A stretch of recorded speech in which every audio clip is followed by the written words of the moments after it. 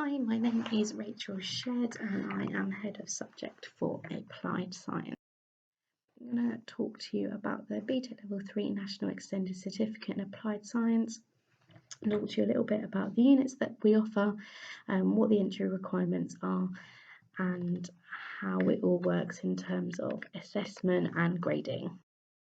So why would you choose to do a BTEC? There's lots of different reasons why you might choose to do a BTEC over A-levels, but the main reason most students choose to do a BTEC is the opportunity to be assessed in lots of different ways. So it's not just exams and it's not just assignments, there is a blend of both. So there are exams each year and there are assignment units each year, and those assignments can be assessed in lots of different ways, including lab reports, or booklets or presentations, and students find that they can actually do better when they are assessed in lots of different ways. The other reason why students do it is so they can develop industry related skills.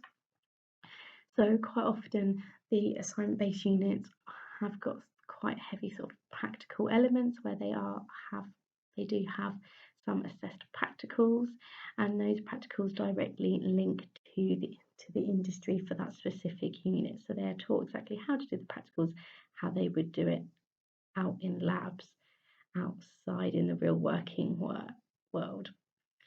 In terms of academic ability, it's actually similar to A-levels, and because applied science is made up of biology, chemistry and physics, there's some element of the content for A-level biology, A-level chemistry and A-level physics. So it's the exact same level of study as A-levels.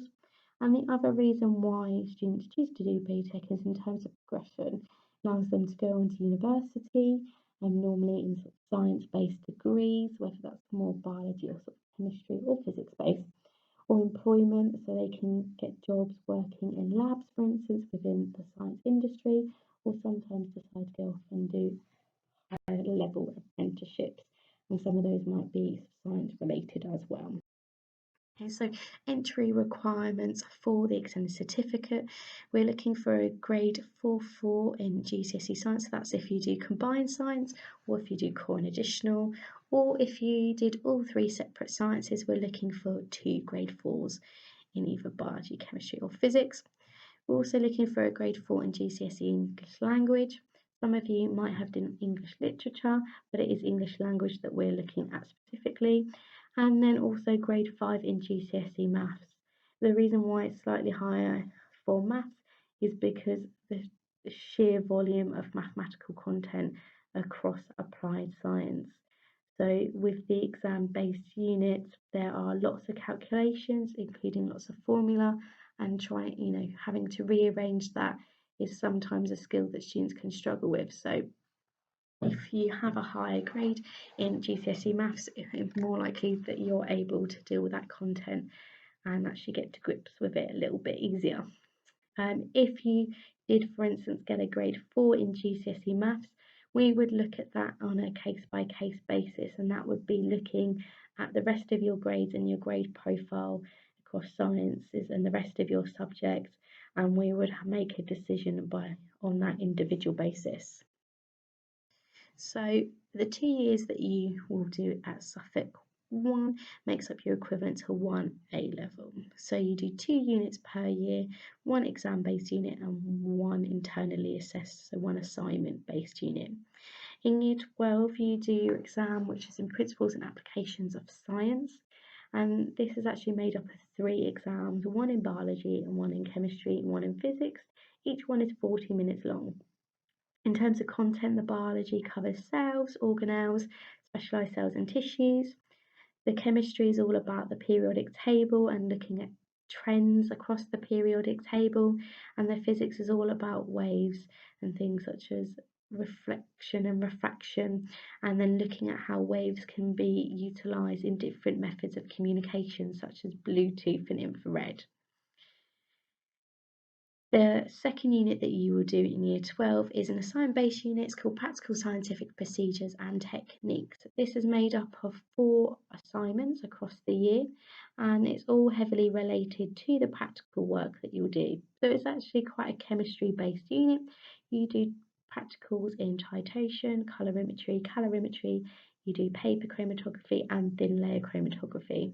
So the 3 of the 4 assignments are based on write-ups. So you will do this assessed practical work, your tutor will sign you off as saying that they've seen you do certain skills, and then you'll do a lab report write-up for each of those practicals and go through each of your findings. The last assignment is more of a skills base. So it's actually about self-reflecting on the skills that you've built up over the course of the year, and those looking at those skills that are practical, but also more sort of softer skills such as communication, actually working with others, doing the practical work, looking at research skills, referencing. So really having a look at skills that are quite generic as well as specific to science, and reflecting on those and how those have developed over the year. Then in year 13, you do this science investigation skills unit that's a set task. This is an exam-based unit, but it's made up of 2 parts. The first part is you will get given a 45 minutes to review a practical. So you get given some data and you'll just get 45 minutes to review that, get your head around it, ready for later on that day a 1.5-hour exam on that data.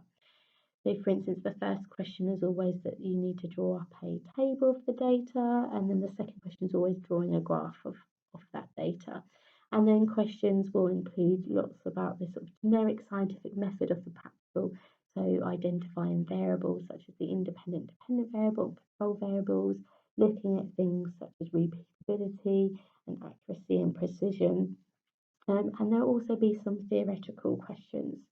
So this set task can be across lots of different topics. For biology, it could be based on enzymes, diffusion, or plants. For physics, it's all about circuits, and for chemistry, it could be on fuels and specific heat capacity. So, for instance, with biology and the enzymes, the theoretical questions could ask you about how factors such as pH and temperature affect how enzymes work. So they'll link in some theoretical questions in there as well. There's also some questions where you'll have to plan a method and write that out and look at another practical and evaluate it. So go through the good and the bad and what you could do to improve. And that makes up the 1.5-hour exam. The other unit is diseases and infections, and this is an assignment-based unit.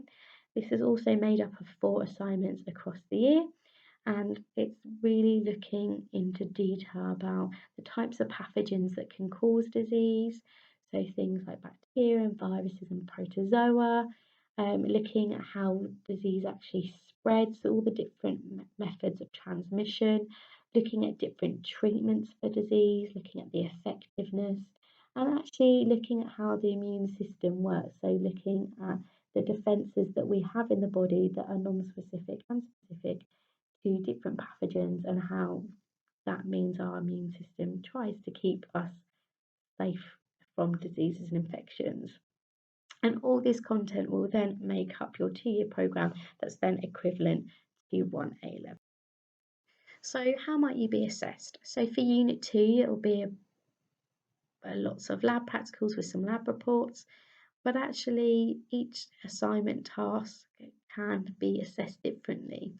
So it might be that you're asked to create a PowerPoint or a booklet or write an essay or create a leaflet, and that's entirely up to the tutors. So when you get set your assignments, you'll be told how you will be assessed.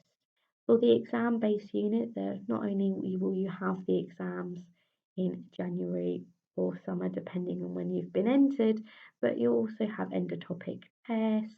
You'll have a little assessment throughout the year, just keeping track on how you're doing, as well as your sort of mock exams on your build-up to your exams. The one thing to know about BTECs in terms of exams is that it does allow you to resit exams.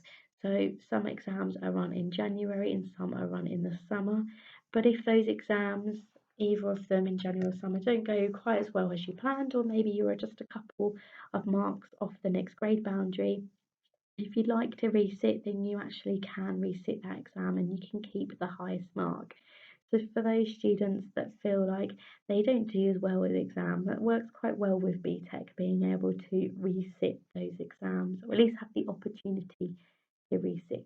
Students might decide not to, um, and it just helps them feel a bit more confident in terms of having to sit exams, especially when recent times exams haven't run as they normally would. So how are you graded? So for each unit you can achieve pass, merit or distinction. So for those assignment-based units, to achieve an overall distinction, you have to achieve all the pass, merit and distinction criteria. So for each of the 4 assignments, there will be pass, merit and distinction criteria on there. And so to get it overall in the unit, you have to get all of them. If you were to miss one distinction criteria, for instance, you would come out overall with a merit in that unit. And so for a merit, you need to complete all of the pass and merit. And for instance, if you missed a merit, then you'd only come out with a pass. To then calculate the overall grade for the extended certificate, you then total up the amount of points gained from all 4 units. And I'll talk you through shortly how those points are allocated. You then get given an overall grade, well, that's pass, merit, distinction, or distinction star, and then that will give you UCAS points. And then alongside your 2 other subjects, those would then help you to get into university if that's the progression route that you choose. So on the right hand side, you can see that there is a points threshold. So this is overall. So these are the points overall from all 4 units when they're added up that you would need to get those overall grades. Okay, on the left hand side, you can see that there's points available for internal and external units. So the internal units are that unit 2 and that unit 12, so that coursework unit for each year. And depending on how you do, you'll get a certain amount of points.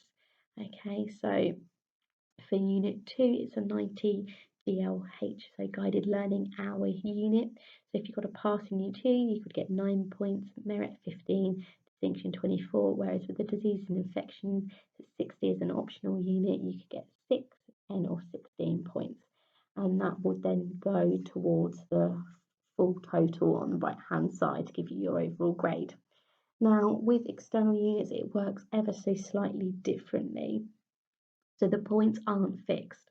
So for instance, with a 90 GLH, that is the Unit 1 exam in Year 12, you could get between 9 and 14 points for a pass, and for a merit you could get between 15 and 23. And then with the Unit 3 in Year 13, for a pass you could get anywhere between 12 and 19 points for a pass, and then 20 to 31 for a distinction.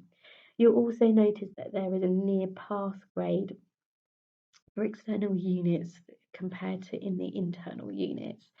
Near pass, it kind of says what it does. It's a nearly a pass. However, if students do get a near pass, it still enables them to get their qualification. So BTEC brought this in a few years ago where not all students were hitting passes and then not being able to achieve their overall qualification even though they'd completed all their assignments. So even if you were to get near pass in your exam unit, you could still get an overall qualification. The only thing is the amount of points. You might come out with a lower qualification because of the amount of points that you get allocated with a near pass. So obviously we do get students to aim for at least a pass, but obviously we would like students to aim high for those merits and distinctions. So all of these points get added up across the 4 units and we can work out how you're doing. So for instance, when you come into year 13, and especially when you're applying for university and you're looking at certain grades, we can have a look at the points that you achieved in your first year. And then if you need certain grades, we can say, look, in this unit, you're going to need this grade and this grade to ensure that you come out with this overall. So we keep track of how you're doing. And that works really well. And BTEC students quite like that, being able to see how they're doing across the 2 years quite closely. So this is how the BTEC in the extended certificate works for applied science. Hopefully we'll see you at interview, and if we do, and if you have any other questions, then you can ask at interview, and hopefully we'll see the majority of you otherwise in September. Thanks for listening. Bye.